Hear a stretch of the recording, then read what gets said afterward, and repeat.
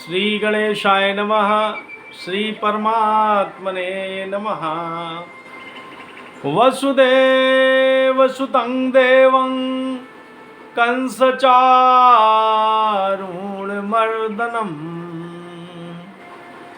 देवकी परमानन्दं कृष्णं वन्दे जगद्गुरुम्।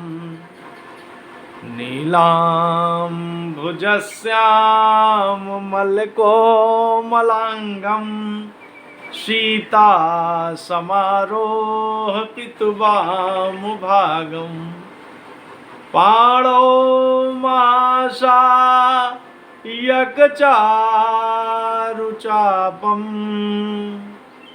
नवाभिरामं रघुवंशनाथं श्रीगुरुचरण सरोज रज निज मन मुकुर सुधार वर्णौ रघुवर बिमल जस जो दायक फलचार। बुद्धि दीन जनु जानिके सुमिरौ पवन कुमार बल बुद्धि विद्या देहु मही हरहु कलेश विकार। मंगल भवनया मंगल दमनु मंगल भवन अमंगल दमनु गोपीपति वृंदावन रमनु। गुरु समान नहीं को पुकारी देखे वो करी विचार जग झारी देखे वो करी विचार जग झारी। बोलो श्यावर रामचंद्र की जय। उमापति महादेव की जय। राधावर कृष्ण चंद्र की जय। जय जय वीर बजरंग बली की जय। जय जय गंगा मैया की जय। सब भक्तन की जय। सब संतन की जय। श्री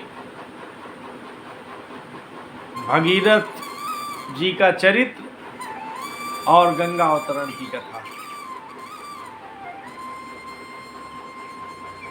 धर्मात्मा राजा चक्रवर्ती सम्राट राजा सगर, जिनका कि सूर्य वंश में बड़े सम्मान के साथ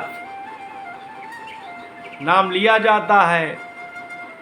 आप बहुत प्रतापी राजा थे, बहुत धर्मात्मा थे और अपने गुरु के भक्त थे।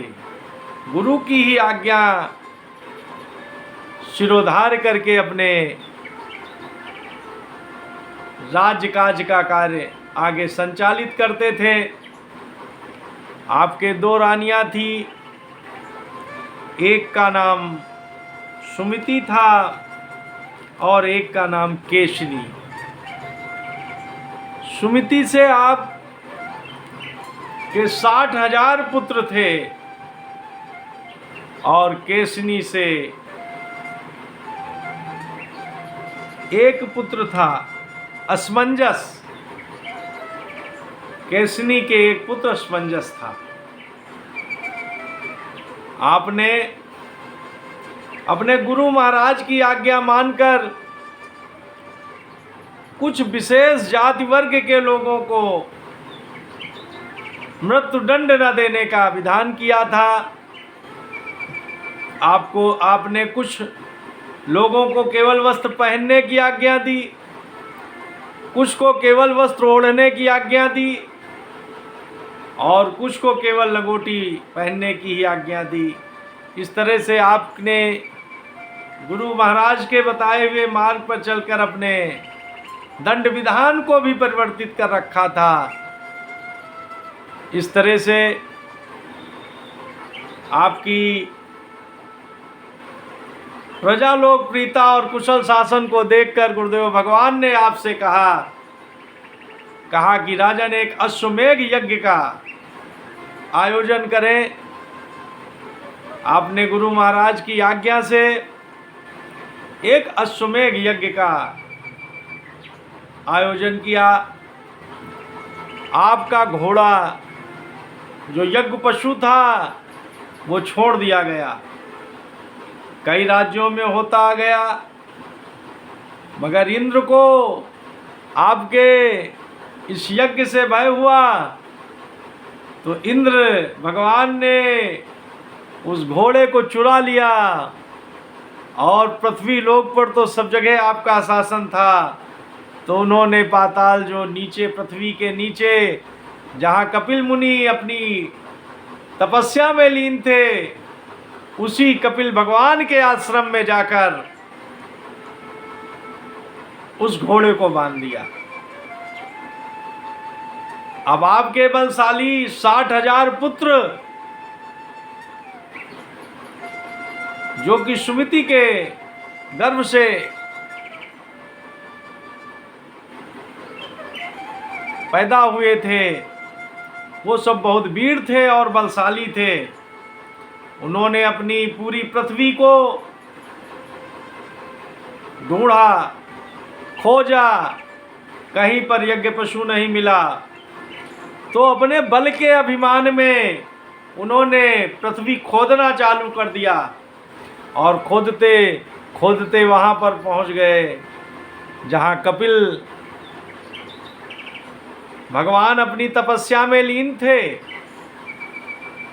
और देखा उन्हीं के आश्रम में वो घोड़ा बंधा हुआ। अब उस घोड़े को देखकर ये लोग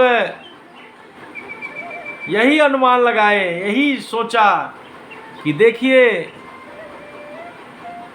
ये संत कैसा चोर है, ये घोड़ा चुरा कर लाया और बांध दिया, और जब हम लोगों को देखा तो इसने आंखें बंद कर लिया और सब एकाएक अपने अस्त्र शस्त्र लेकर कपिल भगवान को मारने के लिए उद्यत हो गए।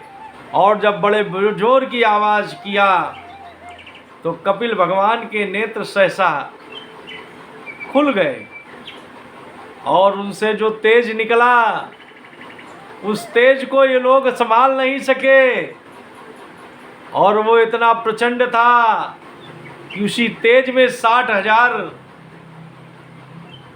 राजा सगर के सारे पुत्र भस्म हो गए। अब कपिल भगवान ने देखा कि ये सारे जो राजा सगर के पुत्र हैं ये भस्म हो गए, तो उन्होंने भगवान की प्रेरणा मानकर शांत भाव से बैठे रहे। इधर जो केशिनी का पुत्र था असमंजस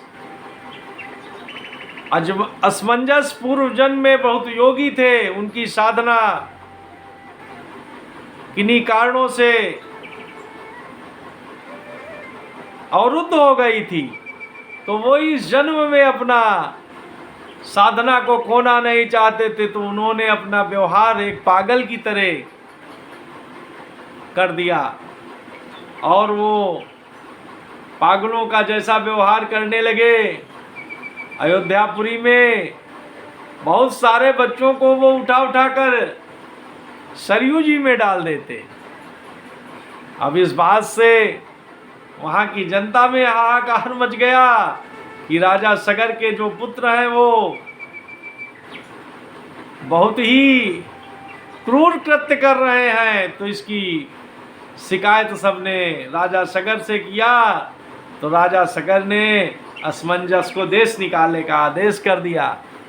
वो यही चाहते थे कि हम इस राजपाट के कार्यों में न फंसे और हम निवृत्त हो जाएं और उन्मत्त होकर भजन करें और अपने परम प्रीतम को प्राप्त करें।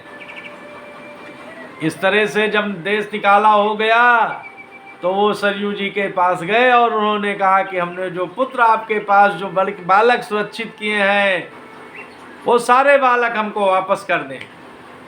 तब सरयू जी ने सारे बालक उनको वापस कर दिए और सारे बालक जब अपने अपने घर को गए और राजा असमंजस जी के योगी असमंजस जी के इस कृत्य को बताया तो राजा सगर को बड़ा पश्चाताप हुआ और पूरे अयोध्या में इस बात की चर्चा हो गई कि वो तो एक परम योगी थे, मगर असमंजस जी वापस नहीं आए और अपनी तपस्या के लिए वन में चले गए। इस तरह से उनके पुत्र अंशुमान हुए जो अपने दादा के बड़े ही आज्ञाकारी थे।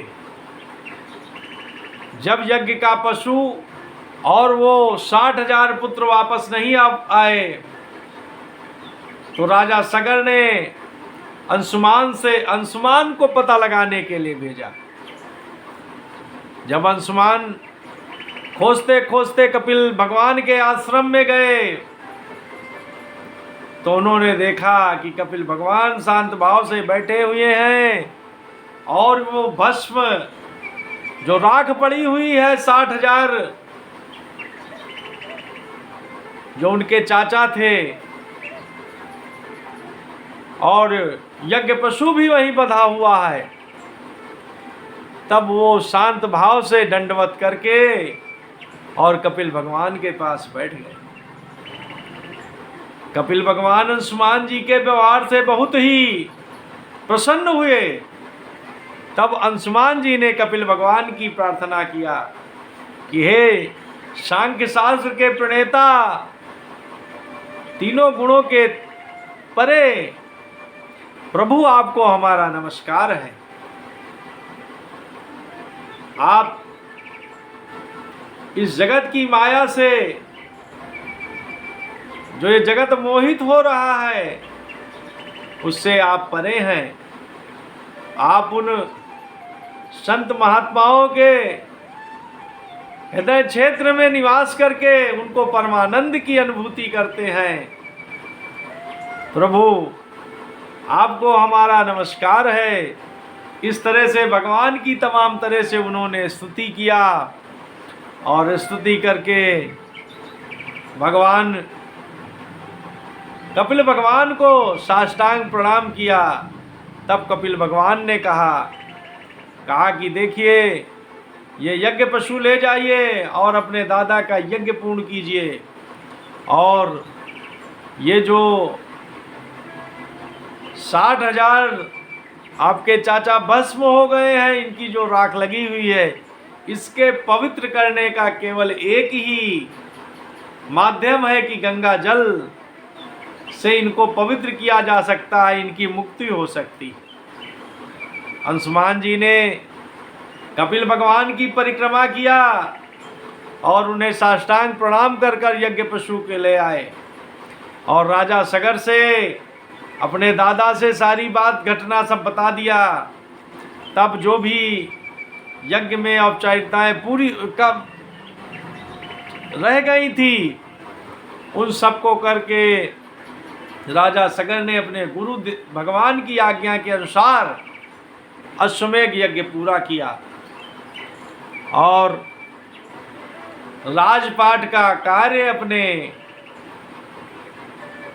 पुत्र के पुत्र अंशुमान को देकर और अपने वन की यात्रा किया और अपने गुरु भगवान के बताए हुए साधना के मार्ग पर चलकर परम गति को प्राप्त किया। अब अंशुमान जी ने घोर तपस्या किया, मगर वो गंगा जी को मृत्युलोक में लाने में सफल ना हुए। फिर अंशुमान के पुत्र दिलीप हुए। उन्होंने अपने पिताजी के अनुसार बहुत कठिन तपस्या किया और ये सब बड़े धर्मात्मा और यशस्वी राजा थे, सबके सब चक्रवर्ती थे, मगर दिलीप भी इस कार्य में न सफल हुए। उसके बाद जब दिलीप का समय आया तो उन्होंने अपने पुत्र भागीरथ को अपना राजकाज सौंपकर और अपने जीवन को परम लक्ष्य की तरफ ले गए। अब भगीरथ ने जब देखा कि हमारे 3 पुश्तें गंगा जी को लाने में सफल न हुई, तो उन्होंने गंगा जी को मृतलोक में लाने के लिए बहुत घोर तपस्या किया। अब भगीरथ की तपस्या से गंगा जी प्रसन्न हो गई और आकर प्रकट हो गई और कहा कि हम आपकी तपस्या से प्रसन्न हैं, आप हमसे वर मांग ले। तब भगीरथ जी ने कहा कि गंगा मैया, आप हमारे पूर्वज जो 60,000 कपिल भगवान की दृष्टि से भस्म हो गए हैं, उनके तारायण का आपके अलावा कोई दूसरा मार्ग नहीं है, इसलिए आप मृतलोक पर चले और हमारे पूर्वजों का तारायण करें। तब गंगा जी ने कहा कि देखिए, हमारे 2 प्रश्न हैं, उन 2 प्रश्नों का उत्तर आपको देना ही पड़ेगा, तब हम आपके साथ मृतलोक में चलने के लिए तैयार हैं। तो गंगा मैया ने पहले बताया कि देखिए, हम स्वर्गलोक से मृतलोक में जब उतरेंगे तो हमारे बेग को कौन संभालेगा। अगर हम स्वर्गलोक से उतरेंगे तो सीधा पातालपुरी में चले जाएंगे, मृतलोक में आपका कार्य नहीं हो पाएगा। तब इस प्रश्न के उत्तर में भागीरथ जी ने कहा कि भोले बाबा विश्वनाथ आपके बेग को संभालेंगे। और दूसरा प्रश्न गंगा मैया ने किया कि देखिए, तमाम तरह के पाप करके लोग आएंगे, मृतलोक में आएंगे और वो हमारे जल में स्नान करके वो सब पाप हमारे छोड़ जाएंगे, तो हम अपवित्र हो जाएंगे। तब भागीरथ जी ने इस प्रश्न का उत्तर बताया, कहा कि ये जो संत महापुरुष हैं, जो भगवान के ध्यान में निमग्न रहते हैं, जिनके हृदय क्षेत्र में हर समय भगवान विराजमान रहते हैं, जब वो आपके जल में स्नान करेंगे तो सारे आपके जो पाप हैं कट जाएंगे और आपका जल निर्मल और स्वच्छ उसी तरह बना रहेगा। इस प्रश्नों के उत्तर से गंगा जी बहुत प्रसन्न हुई और उन्होंने मृतलोक में आने के लिए तैयार हो गई। तब भगीरथ जी ने बाबा विश्वनाथ का, भोलेनाथ बाबा का को प्रसन्न किया और गंगा जी के अवतरण के संबंध में उनको तैयार किया। और गंगा जी स्वर्गलोक में जो ब्रह्मा जी के कमंडल में थी, जब राजा बलि यज्ञ कर रहे थे तो देवताओं का हित करने के लिए सूर्य भगवान के समान बिंबित होकर बटुक बावन का रूप धरकर भगवान उनकी यज्ञशाला में पधारे और भगवान ने राजा बलि से 3 पग भूमि का दान लिया। राजा बलि ने कहा कि हमसे और कुछ मांग ले, हमारे यहाँ जो मांगने आता है उसको फिर संसार में कहीं मांगने नहीं जाना पड़ता, और 3 पग भूमि देने में हमारी हंसी होगी। कम से कम देने वाले की इच्छा के अनुसार आप वर मांगे, दान मांगे। आपको कहिए तो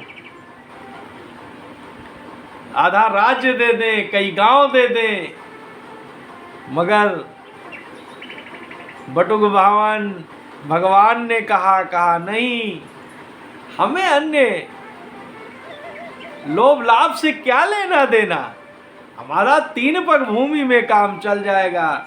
बस राजन हमें 3 पग भूमि का ही संकल्प कर दें। और जब बावन भगवान ने अपना विशाल शरीर बढ़ाया और एक पग से जब स्वर्गलोक को नापने लगे तो उनके नाखून से जो ब्रह्म था, जो ऊपर का ब्रह्मलोक था, उसमें एक छिद्र हो गया और उससे एक पवित्र जलधारा निकली जो भगवान के चरणों का प्रक्षालन करते हुए नीचे आई और जिसे ब्रह्मा जी ने कमंडलू में अपने रख लिया। और जब समय आया तो कमंडलू से उसको स्वर्गलोक में 4 धाराओं में विभक्त कर दिया। तो उसमें से 4 धाराओं में जो अलकनंदा नाम की धारा थी वही गंगा जी के रूप में मृत्युलोक में अवतरित हुई। और जब भोले बाबा भागीरथ जी के तपस्या से प्रसन्न हो गए तब गंगा जी उनके जटाओं में आकर स्थापित हो गई और भोले बाबा ने एक लट के सहारे से गंगा जी को धराधाम पर छोड़ दिया और राजा भागीरथ जी आगे आगे जा रहे हैं और गंगा जी उनके पीछे पीछे चल रही और जाकर जहां उनके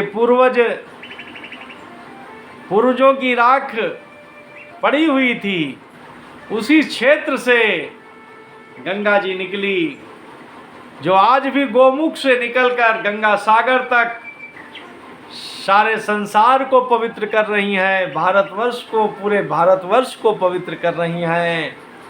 और आज भी लोग गंगा जी में स्नान करके, आचमन करके अपने जीवन को धन्य कर रहे हैं और गंगा जी का जल वैसा ही पावन और निर्मल बना हुआ है।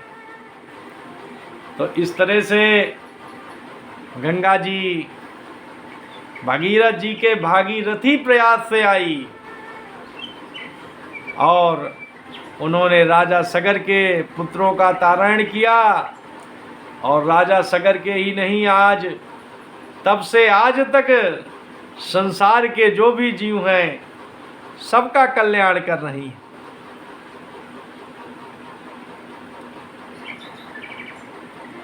तो इस तरह से गंगा जी के अवतरण की कथा है और गंगा जी गोमुख से निकलकर और गंगा सागर तक बीच के सारे क्षेत्रों को पवित्र करते हुए निरंतर बह रही। बोलो गंगा मैया की जय, सब संतन की जय, सब भक्तन की जय। योगेशं सच्चिदानंदं वासुदेवं व्रजप्रियं धर्म संस्थापकं वीरं कृष्णं वंदे जगद्गुरुं। श्री विष्णुमय नमः, श्री विष्णुमय नमः, श्री विष्णुमय नमः। श्री विष्णु स्मरणात् परिपूर्णामस्त प्रीताम नमः। श्री कृष्णार्पणमस्तु। नमो पार्वती पते, हर हर